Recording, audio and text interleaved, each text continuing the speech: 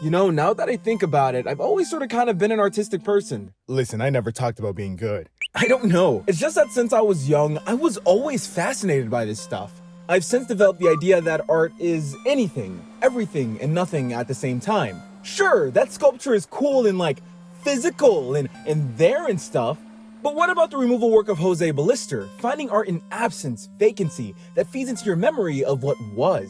Or maybe the work of Kwang Ho Shin, which rejects the presence of form, proportion, precise identity, but embraces absence and all of its not being there. Or maybe you're after the polar attitudes of Jens Haining, literally a blank canvas. But come on, we're talking about sculpting and brushes. This easily translates as art. When questions arise asking about the artistry of music, photography, knitting, carpentry, baking, chemistry, mathematics, it usually takes convincing if someone is capable of being persuaded at all. Through the many forms art can exist, the only thing that seems to remain consistent is the expression of human emotion and its efforts to connect the observer to the human experience. It's only through this can we understand that art is fundamentally subjective. There's no right way to create art, no right way it can exist. By tackling the complexities and nonsense of the human experience, art exists in a way it always questions itself, its beauty, and the rules it presently establishes to exist in the way it does. So hearing this, you may be questioning the title of this video. Well, to put it simply, no specific art form is the best due to the subjectivity of art. But if we were to try to understand art objectively, I mean, come on, this has gotta win. Video games remain one of the newest forms of entertainment, with its recognized beginnings being 1958's Tennis for Two. You know, for 70 years, the Switch still holds pretty well. Though honestly, video games didn't gain mainstream popularity until the 70s with the rise of arcades. Even though your parents are likely older than most of this franchise, and its relatively slow start in challenging the complexities and beauty of many of its entertainment competitors, today video games continue to exist as one of the most profitable entertainment industries ever. Okay, I know what you're saying. Okay, we get it. You like Mario and your parents didn't spend much time with you.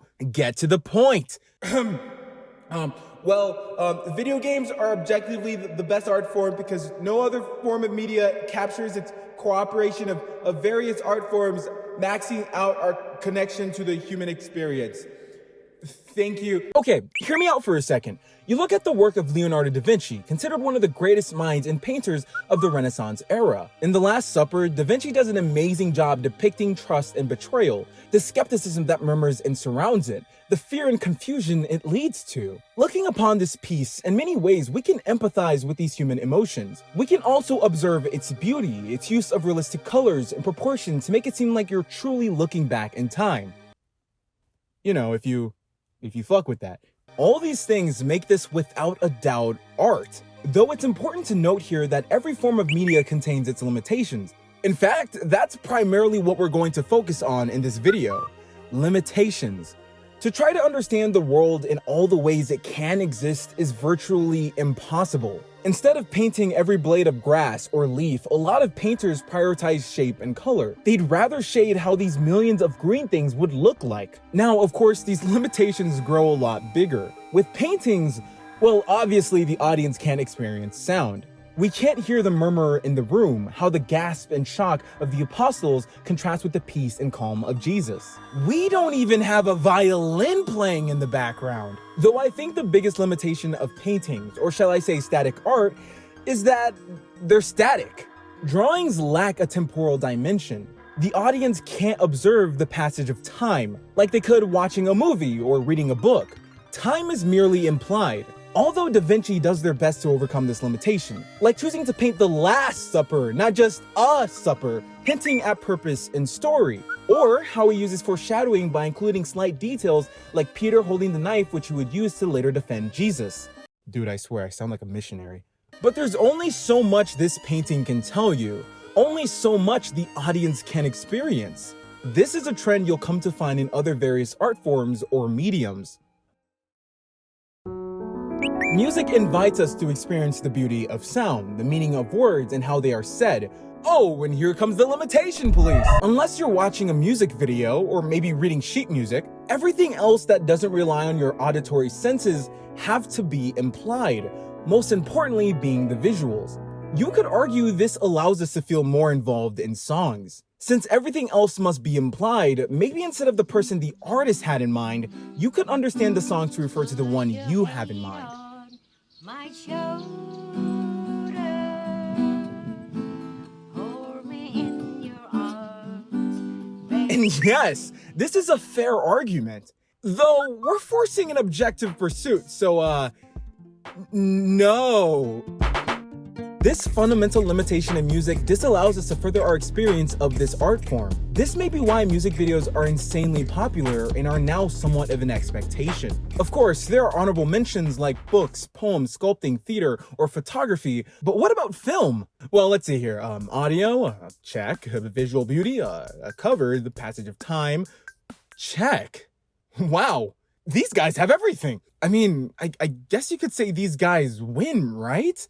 For about the last 200 years, we've been touched by some of the greatest, well-made stories in history. I'd like to argue that this is fundamentally because film exists as one of the most expressive forms of art out there. No, get back in the box! Not another word from you! There lacks to be much of these gigantic forms of limitation. We can not only experience such auditory beauty, but visual beauty.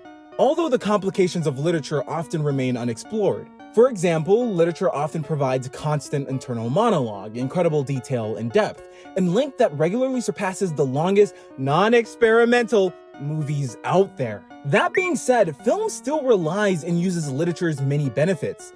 Film's artistic use of visuals, writing, and story allows us to experience the shock and fear soldiers feel as they run down the battlefield.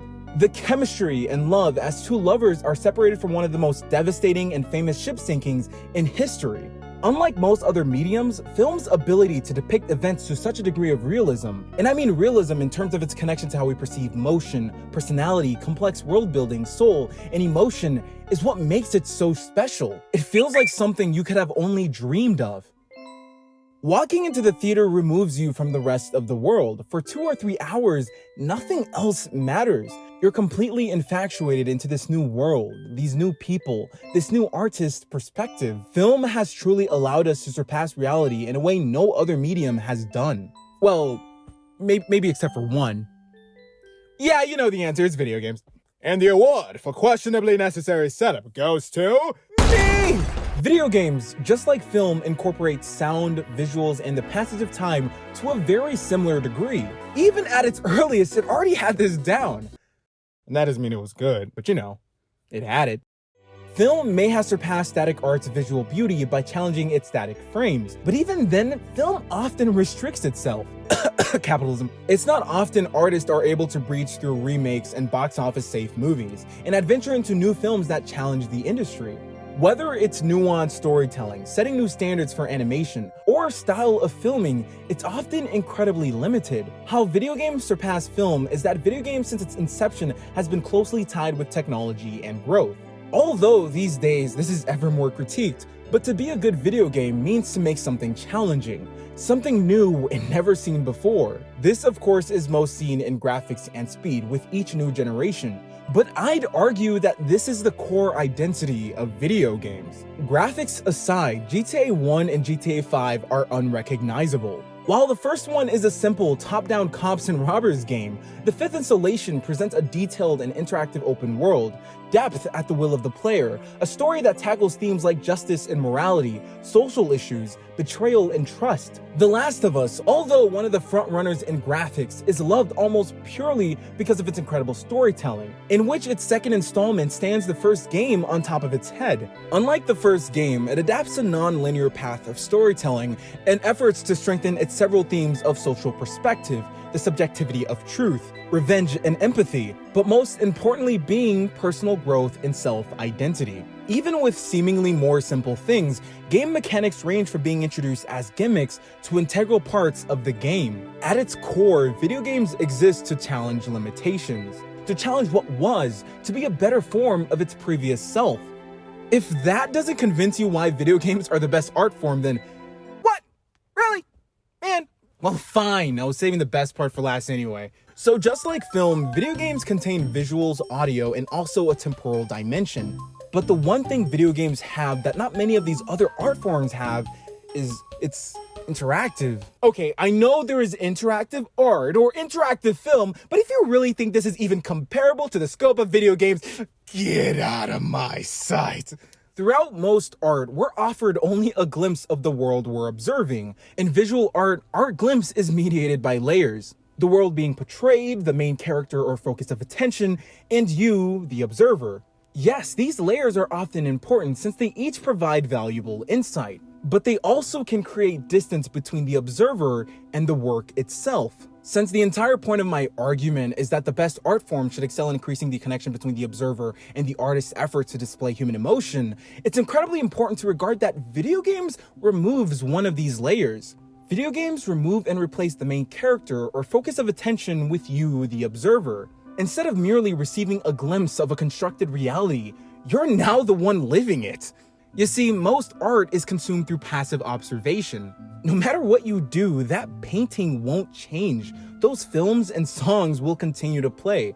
But in video games, those games refuse to end until you pick up that controller, until you make that decision. When done incredibly well, you quite literally feel the emotions and thoughts the artist intended. You feel the fear and intensity as you run away from hell no, fuck no, and I want my mommy. Video games also give you the first-hand experience of identities you would have never had the chance to experience otherwise. Like a dude who loves dressing up as a bat, the life of a teenage girl, or boy with superpowers, a cat with a cool backpack.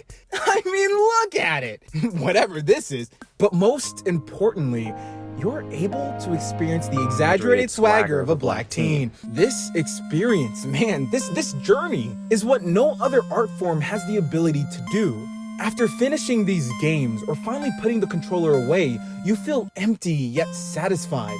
Satisfied of the emotions conveyed by the artist, but empty that you're now leaving this world, saying goodbye to the friends you've made and the characters you fell in love with. All you can do now is explore an empty map. Whoa, this video got too long. Well, this was my argument on why video games are objectively the best art form, and anyone else who disagrees with me is wrong. Okay, you caught me, I'm joking. Art is subjective and everyone is entitled to their own thoughts and opinions. But seriously though,